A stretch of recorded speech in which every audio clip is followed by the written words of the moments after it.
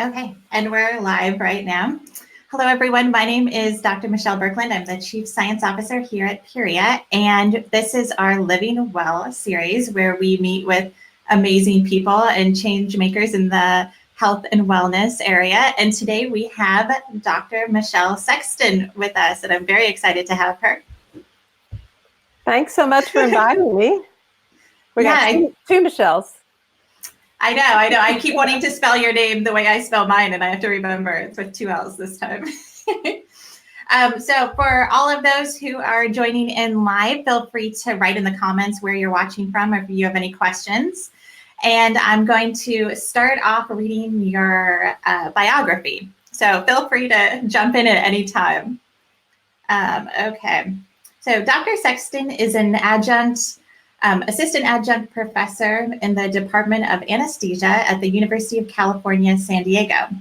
Her role at UCSD is to engage in cannabinoid research and to bring cannabinoid medicine into clinical medical curriculum. Dr. Sexton is a physician scientist, meaning that she has both extensive clinical expertise but has also spent time engaged in basic science, translational, and clinical research.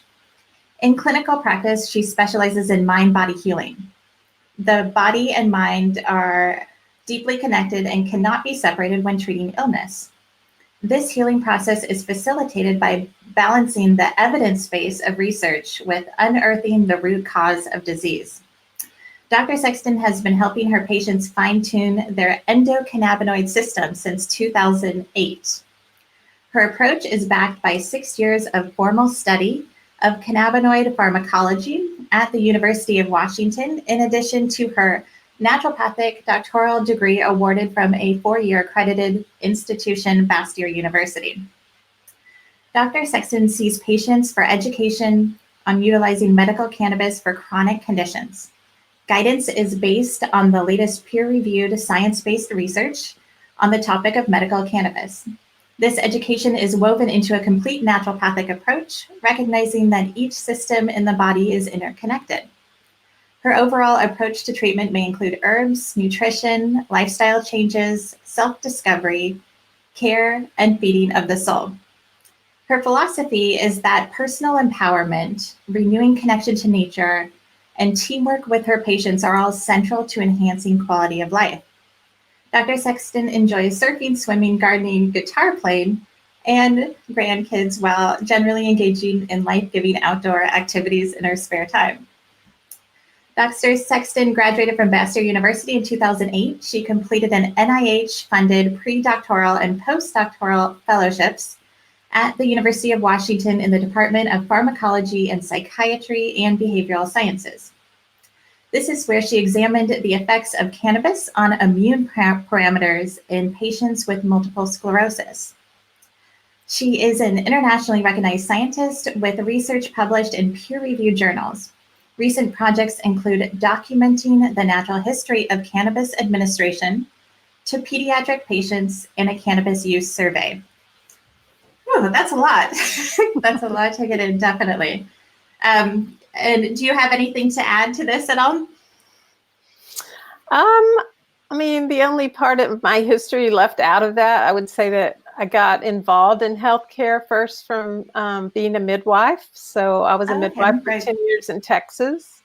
And that was really where, and I also became an herbalist. So, you know, that was my foundation of how I wanted to come to healthcare, was that model of midwifery and, you know, being close to patients and spending a lot of time with them to help facilitate change. Yeah, I think that's great. So how long were you a midwife before you decided to go to Bastyr? That was 10 years. Okay. Yeah. Okay, so a long time. Okay, well, I will jump into the first question. And before we get into a lot of the research of the endocannabinoid system, I want to discuss some basic things that I think that there can be a confusion about for some of the patients. Okay. And could you explain what the difference between THC and CBD is in terms of the constituents and the therapeutic uses for them? Yeah, so it's a very confusing topic. I was just reading something where somebody said they use CBD as an acronym for cannabinoids, which makes it even more confusing because CBD is actually an acronym for one single chemical compound, cannabidiol. And so it's not CBDs. There's only one CBD in the plant.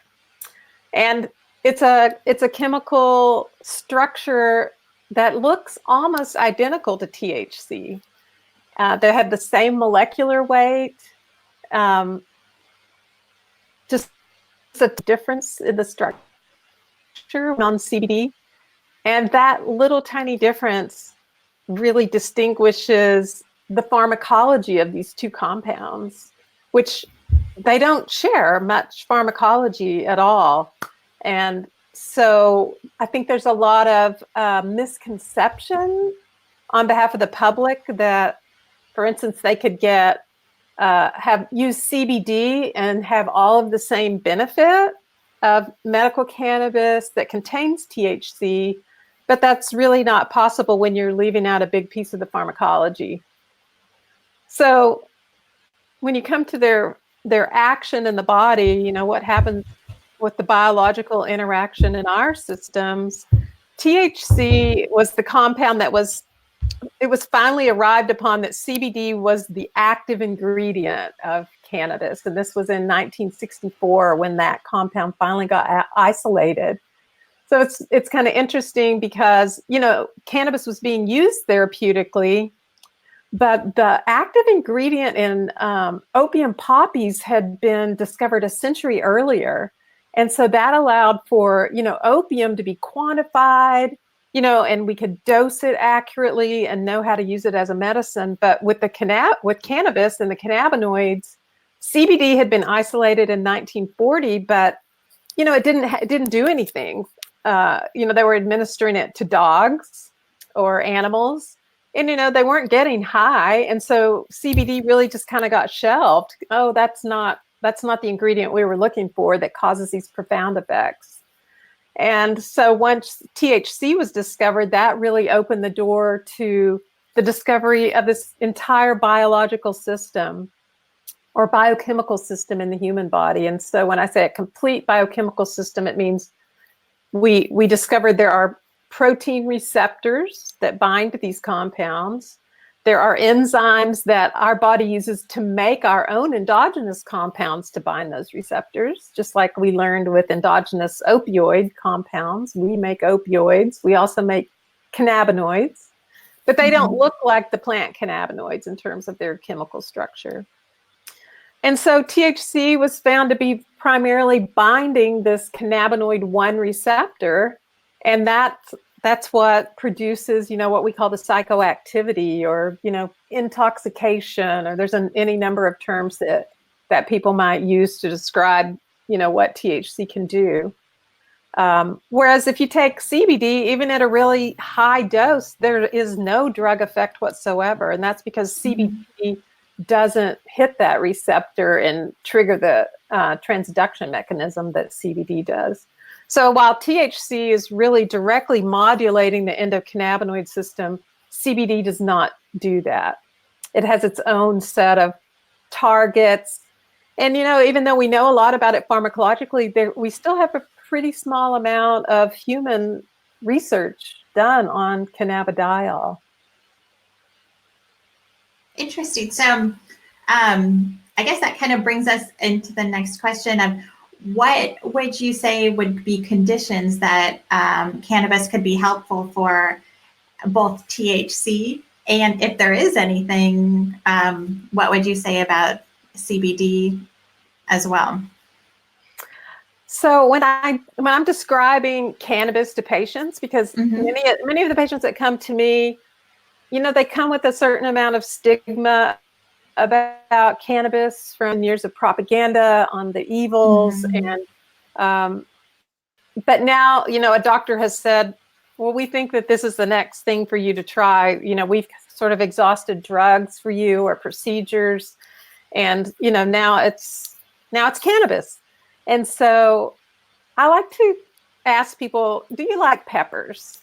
And a lot of people do like peppers, but a lot of people may not like hot peppers. So we have a huge spectrum of peppers, with bell peppers being thought of as really sweet and not having any of the spice component, whereas we've got something maybe like a ghost pepper or an habanero pepper that's so hot that most people can't even tolerate it.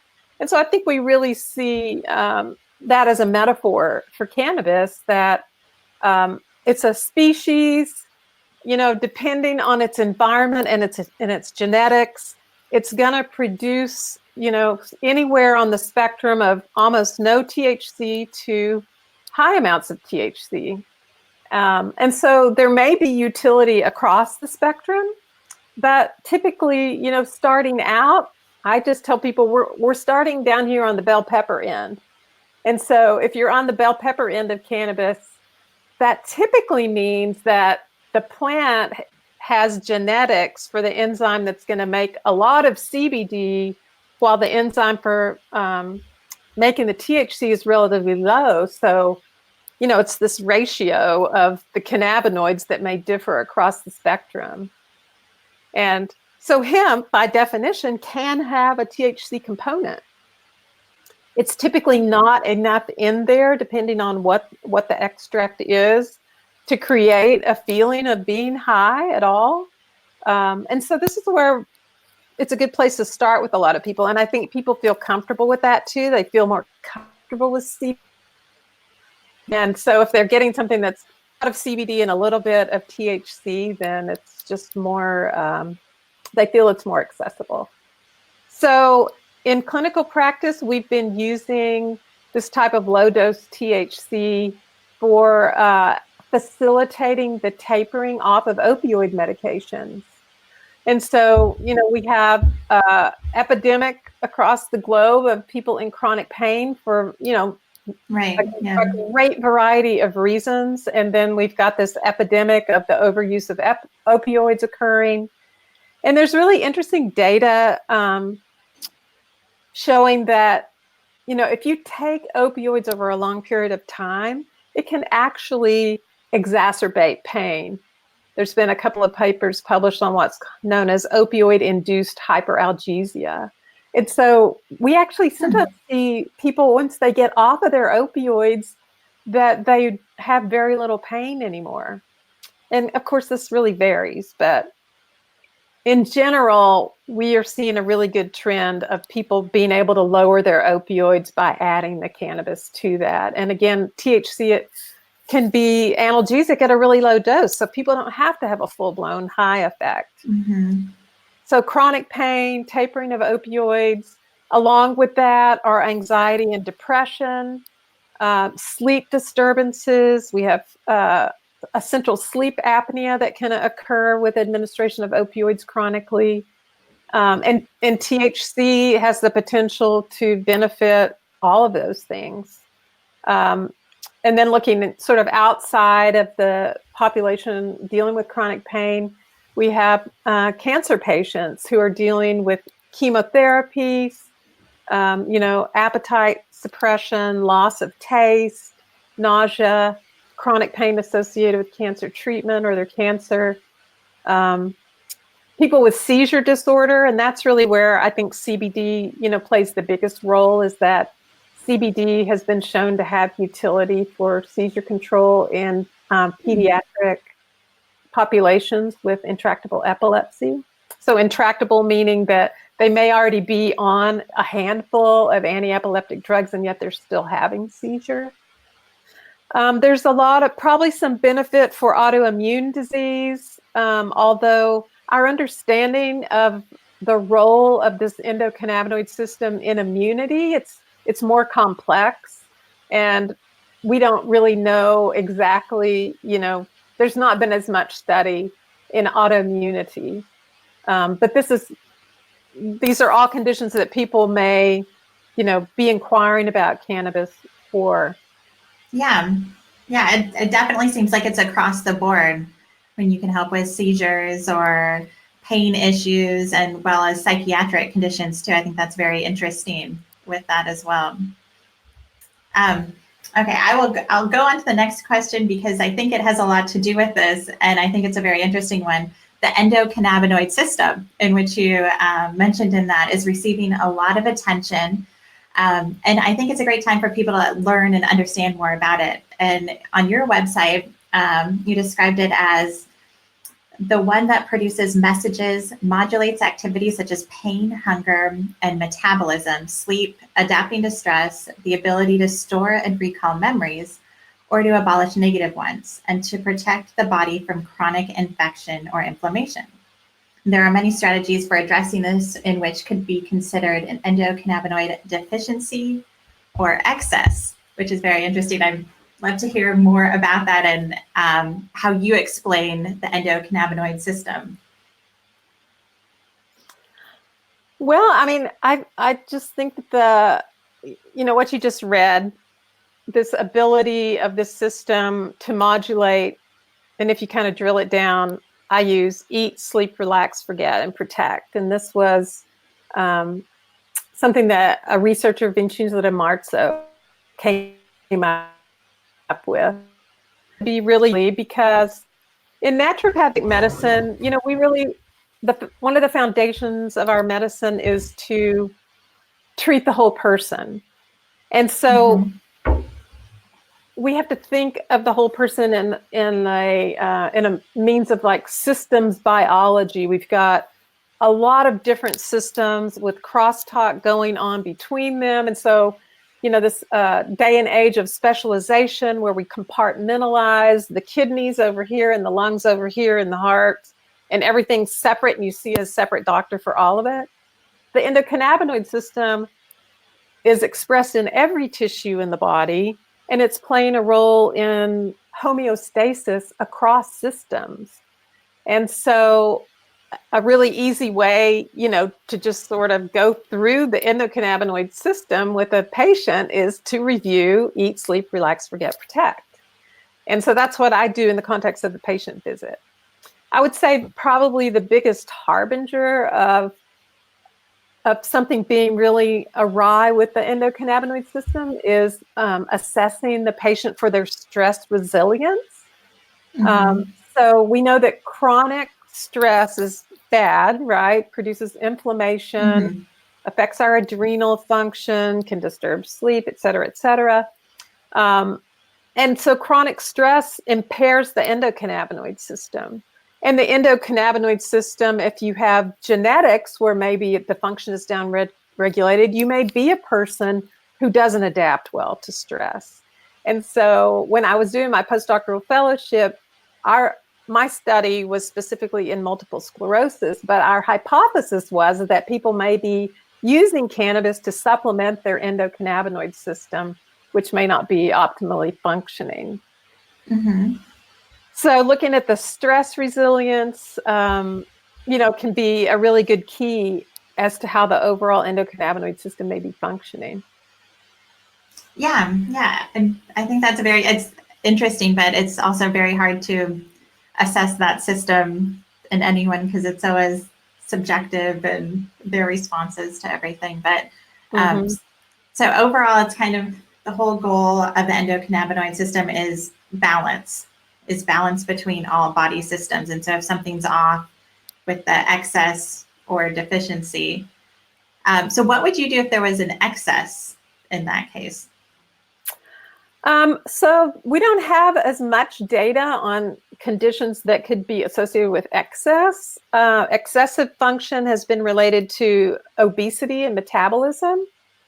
And then the other major one is schizophrenia. And so we don't have as much, human data on modulating the system in those conditions, but probably everyone has a lot more experience with the things that could be associated with endocannabinoid dysfunction or underfunction. So chronic pain conditions being one, or like fibromyalgia, chronic migraine headache, eating disorders. So that's a smattering of, of things where you could have reduced function. And then of course this inability to work with even just like normal daily stressors where people can't even function to do normal life things. Mm-hmm. And so then there's a lot of things that we can do to stimulate our body's endocannabinoid system or to tone it. It's a system that, because it's homeostatic, I don't know if you remember in school in immunology, but I remember, where we're learning all these negative feedback loops, Mm-hmm. And how things work. And then we got to immunology and it's like, well, yeah, so the immune system may have a reaction and there's, some inflammation. And if that inflammation doesn't get turned off, then it leads to chronic inflammation. But there was sort of this black hole of, so what's supposed to turn the inflammation down? What's supposed to be turning the knob down on that? And it turns out it's likely the endocrine. So we talked about the CB1 receptor in the brain modulating pain, our perception of pain, sensory perception in general, and the psychoactive effects. But the cannabinoid 2 receptor is mainly on immune cells. And so we know that when that receptor is bound, it's a knob to turn down inflammation. So, if you have downregulation of these receptors or your body's not making the endogenous compounds, that's when you're going to see this dysfunction. Mm-hmm. And so, there's a lot of things that we already do in naturopathic medicine that will modulate the endocannabinoid system, and stress reduction techniques probably being prime. So that's a question I'm always asking patients: what is in your toolkit for, managing stress? And then we move into what's going on with their sleep. Are they falling asleep? Are they staying asleep? How many times are they waking? Are they staying awake? How do they feel in the morning? Diet. So probiotics, fish oil, eliminating alcohol, because that can suppress the endocannabinoid system. And what's happening with exercise? We know that exercise stimulates our endogenous opioid compounds and our endogenous cannabinoids. And it doesn't have to be hard exercise. It's been shown to be just moderate exercise will do that. And then there's other herbs that we know have compounds that can also bind either the cannabinoid 1 or 2 receptors. So there's a whole lot of other things besides cannabis, to sort of get at this building up of health through this potential system. Yeah.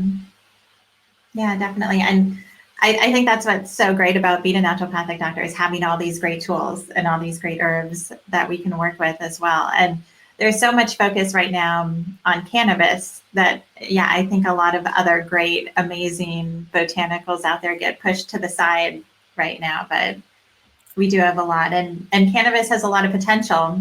We're learning more about it definitely as we go too. And hold on, let me grab the next question, because I think it has to do with your research, which I think would be perfect to talk about right now too. Yeah, I thought it was interesting that I was reading a project you were doing, and it said that people are substituting cannabis in place of pain medication, anti-anxiety medication, antidepressant drugs.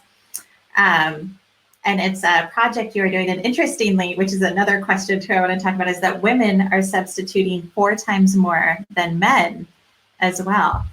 So I'm interested to hear part of that project and how it's going with the substitution of those medicines, and also how you found that women are doing it a lot more too. So that project has been an ongoing survey that's been in collaboration with my collaborator, Dr. Laurie Michele at Bastyr University. Oh, yeah. Okay. So we created the survey in 2012. It's been an ongoing survey. We've translated it into 4 other languages. And so it's a big data set, where it's just called Cannabis Use Survey. So anybody who had used cannabis in the previous 90 days was eligible to participate and just answer our questions. So we published different data sets taken from that. And this one was related to the question about, are you actively substituting cannabis for other drugs? If so, what are those drugs?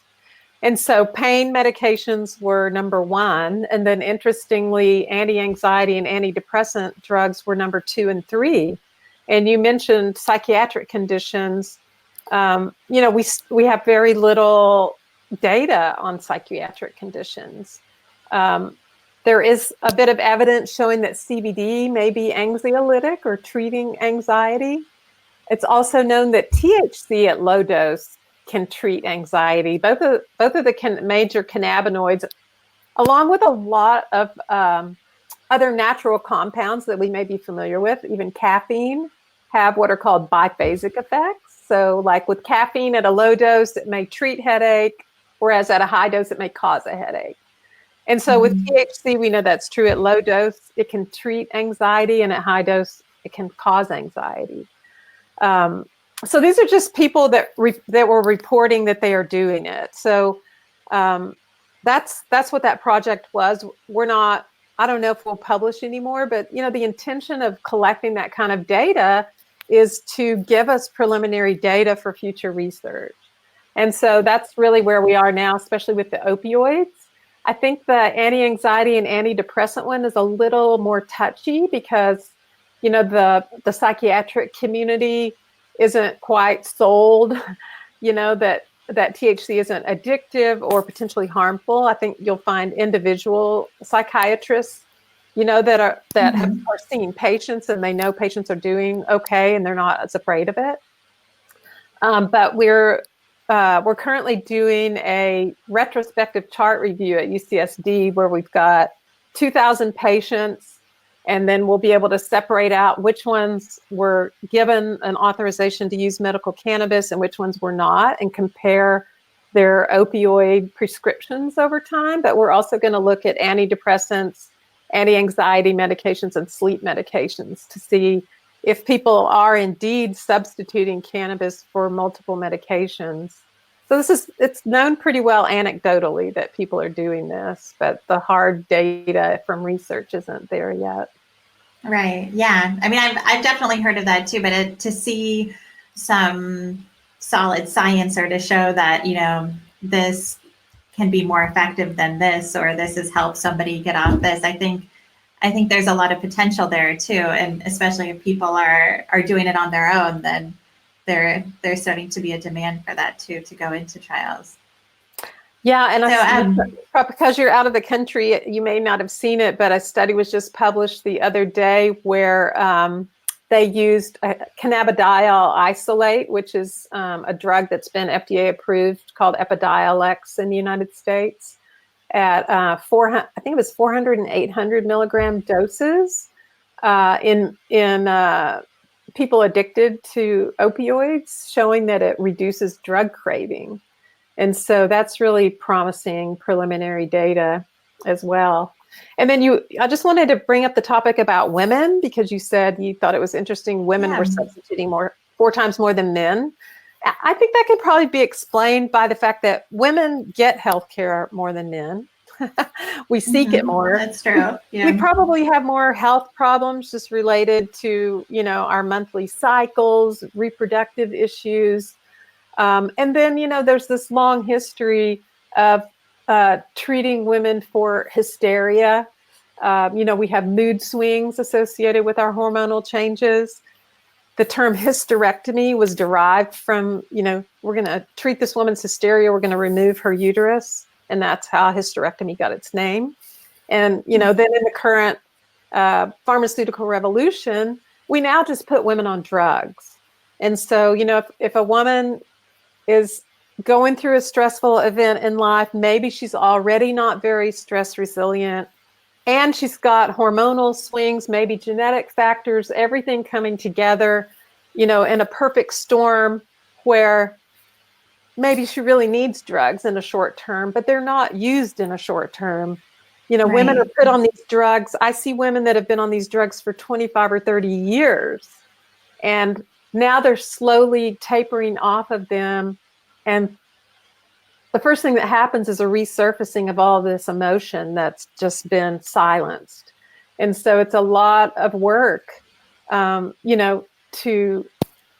consider it like being a midwife, to midwife these women through, back through these emotions that they really need to process. Now they're 70 years old and they don't know why life is passing them by, and their life is so unhappy, and they're sometimes just a basket case.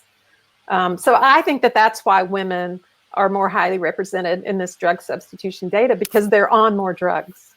Yeah, well, that makes sense. That makes sense the way you put it there for many reasons. Yeah, I think definitely women are more apt to get help in situations, and they're more apt to be treated and take the medicine too. So, what other studies are you involved in now? What other research are you doing? I'm interested in all of this. Well, so we have the chart review that's in process. Mm-hmm. It's been a little tricky because we've been trying to get access to prescription data through the Department of Justice in the state of California.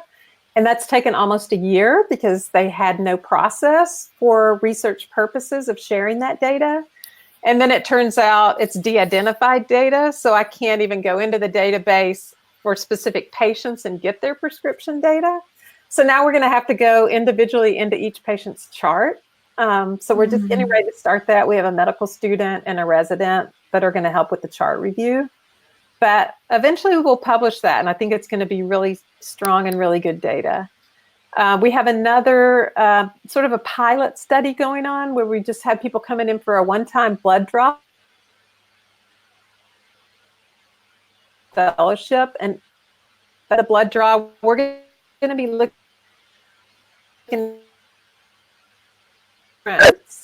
and we're looking for people that are healthy, who have no pain, people who are healthy that are cannabis users, and then people, 3 classes of patients who live with chronic pain, either those who respond to opioids, those who respond to cannabis, or those who may respond to neither opioids or cannabis. And so we're going to map their endocannabinoid systems and the genetics, individual genetics. There's been interesting data on the enzyme that breaks down anandamide in a case report showing that the mutation where it allows a lot of anandamide to be in this particular woman's body, and she's really never felt pain in her lifetime. So that's interesting. Yeah, that's been a strategy for drug development, but unfortunately there was a FAW inhibitor that that was used in a phase 1 study that was done in Portugal, and I think there was a death that occurred. So the first in human dosing is really tricky. So the FAW inhibition research kind of got temporarily shelved. So we're doing this it's called a network analysis, where we're going to be looking at genetics and looking for, potential biomarkers in genetics for chronic pain. We have a project in process to do inhaled cannabis for acute migraine attacks. So that's one of my interesting collaborators at UCSD, who's a neurologist and a migraine specialist, got that funding from the Migraine Foundation, and I'm participating in that. And then the Center for Medical Cannabis Research at UCSD is just getting their first infusion of money from adult use sales in California. So I have a proposal that'll be submitted this week. And hopefully that's the hard part about research, is you have to have money. Yeah, so getting money is the hardest part. So yeah, and that's to develop an oral. We've studied inhaled cannabis for pain. Dr. Wallace at the Pain Center for Pain Medicine at UCSD has published a couple of papers. One was a pain model, and the second one was in people with diabetic neuropathy. But we think cannabis is particularly good for neuropathy or neuropathic pain. But oral cannabis hasn't really been studied for that because we don't have access to an oral product. So at UCSD, we're going to develop our own oral product, and it's going to be a cannabis brownie. So that's the next project that I hope I'll be doing.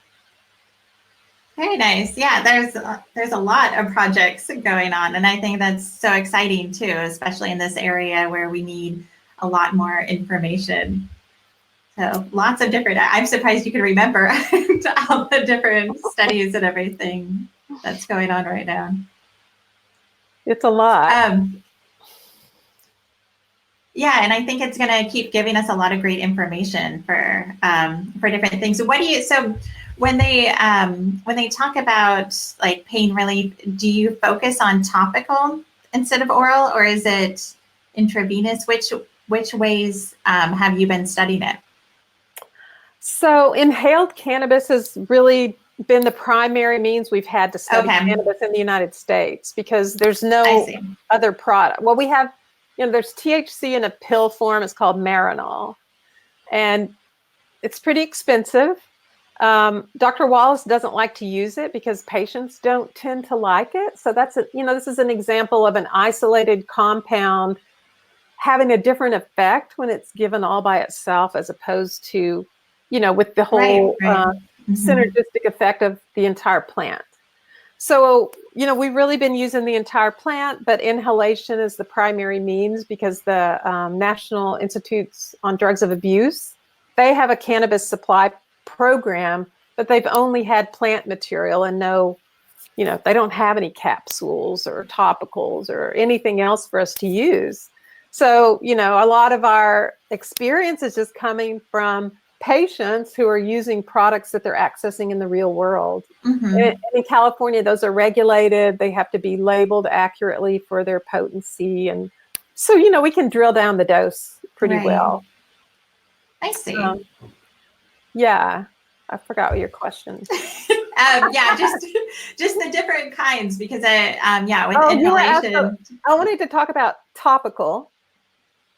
So THC and the whole class of cannabinoid compounds are thought to be extremely fat-loving compounds.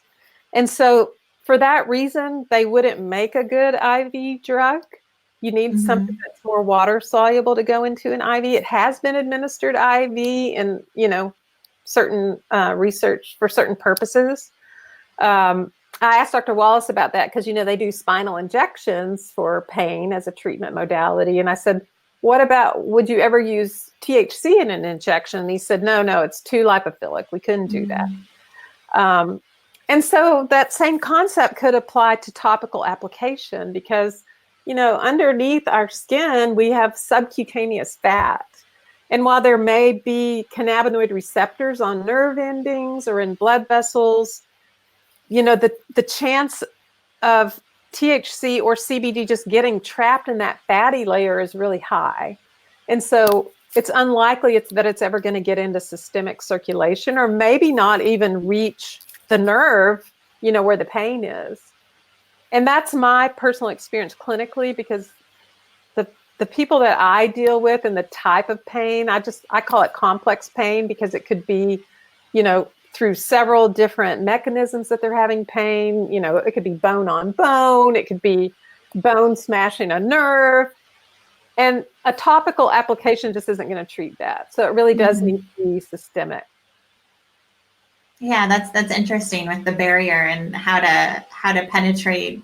Have you studied anything about like penetration to get that further down and all through the subcutaneous? No, it's just like I said, it's so hard to get research done. Right. And I'll see people will bring their topicals in, and a lot of times there will be peppermint in the topical, or like the popular topical called Tiger Balm. It's got camphor and menthol, and we know that those two compounds are hitting channels that may modulate pain.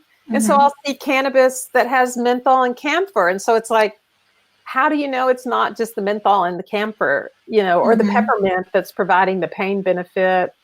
But those other compounds in plants, particularly the terpene class, may, help to drive it into the tissue, but we don't have any data on what's the dose that would be effective topically, or, what's the best transdermal way to get it through the skin.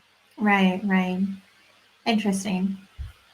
I'm sure that's definitely something to be studied later on too, with all the new products coming out in that area. Yeah. So one of the questions I love to ask is about philosophy of naturopathic medicine, to teach our viewers what it is and how to look at medicine differently.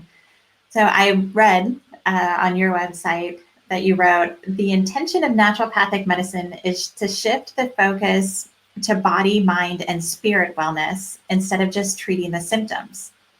The shift is achieved by using natural substances to balance the biochemistry and stimulate the body's ability to heal. Further, using this approach helps minimize or eliminate pharmaceutical medications. You may also order laboratory analysis to enhance diagnosis and treatment of medical conditions. So I love this question and asking each person about what is your philosophy? How do you integrate it into your practice? Just to educate our viewers on looking at medicine differently and giving them kind of the whole picture. So tell us more about that. Well, I think one of the values of being a naturopathic doctor, and one thing I really value about it is, like I said earlier, it really allowed me to just sort of extend the midwifery model. I remember one of my early midwifery patients, she had a doctor hospital experience with her first baby. She came to me, to see if we felt compatible for her to pursue a home birth. And so she said, yeah, I want to do this. I'd like to use you as a midwife. And I said, okay, well, you'll probably want to find a babysitter for your son because our appointments will be an hour. And she was like, an hour? What are we going to do for an hour? She was used to like a 10-minute in and out visit, what are most people are used to. And so as a naturopathic doctor, I still schedule my appointments for 45 minutes. We usually go over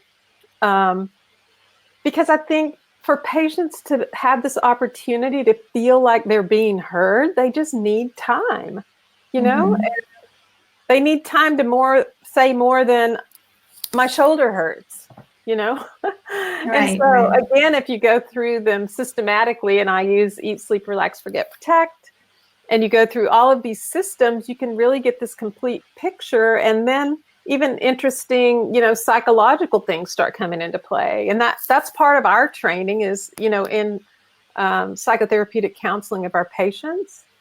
And so, our mind plays a huge role in our overall health. And people are largely unaware of this. So that's what I like about the philosophy of naturopathic medicine is time. And that, patients get to be heard, and we get to really see them more and who they are as a person. And then especially as they come back for visits. So, one of the things that I'm consciously and always integrating into the treatment plan is asking them, what do you do for play? Are you having fun, leisure activity? Sometimes I'll even have them do fake laughing to try to, stimulate neurotransmitters, vagal nerve toning.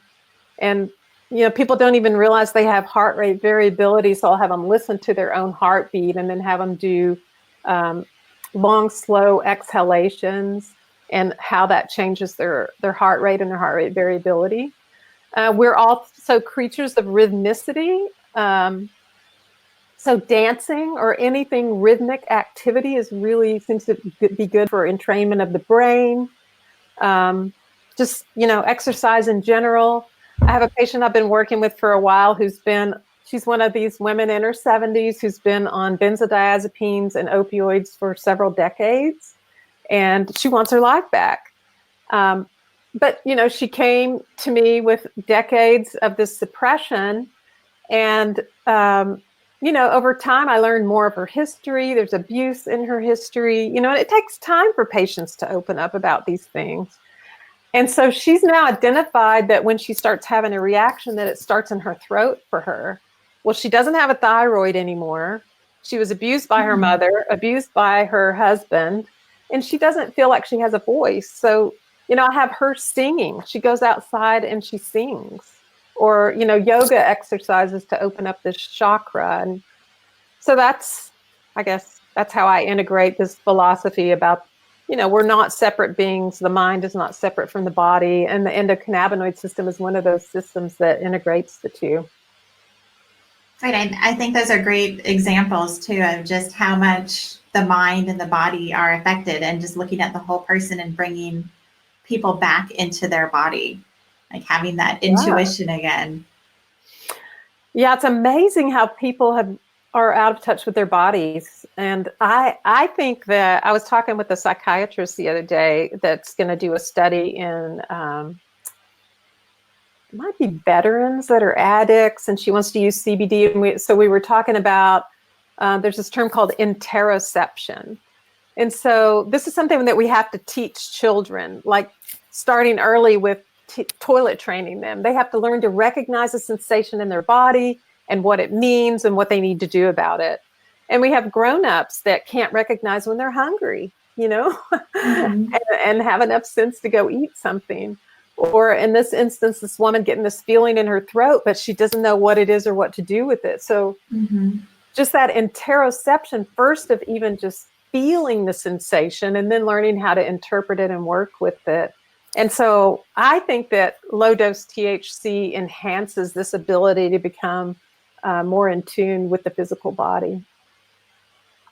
Yeah, that sounds very interesting. I think it's great that you're integrating that into your practice too, and seeing really amazing results in that. So yeah, it's fun. So tell our viewers here how that we can get a hold of you, whether you have a website, where you're practicing. So I live in San Diego, and this is where I practice in Pacific Beach. So I ride my bike 3 blocks to my office and see patients there 3 afternoons a week. And I do at a distance meetings, via teleconference, telehealth medicine. And you can find me. I have a website. It's just msextonnd.com. That's spelled SEXTON. And then ND for naturopathic doctor. And there's, a place you can click on there if you want to schedule an appointment, or just, read through the website and see if you have any questions. And I do brief 10-minute consults if people want to know more for their specific condition, whether it's a good fit to meet with me or not. That's excellent. Well, thank you so much. I think that you've educated me, and I hope you've educated a lot of other people just on some things that I've been confused about, and also a lot of the research of what's going on and what we definitely still need to work on, and what we have ahead of everything as well. Is there anything else you would like to share with our readers today? Just go have some fun.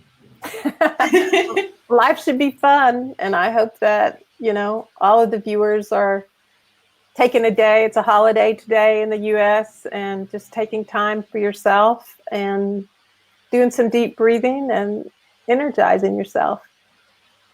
Excellent. Perfect. Well, great information for all of our viewers today too. I hope they go out and relax. I hope you take some time for yourself too today. Yeah, I have a massage in an hour.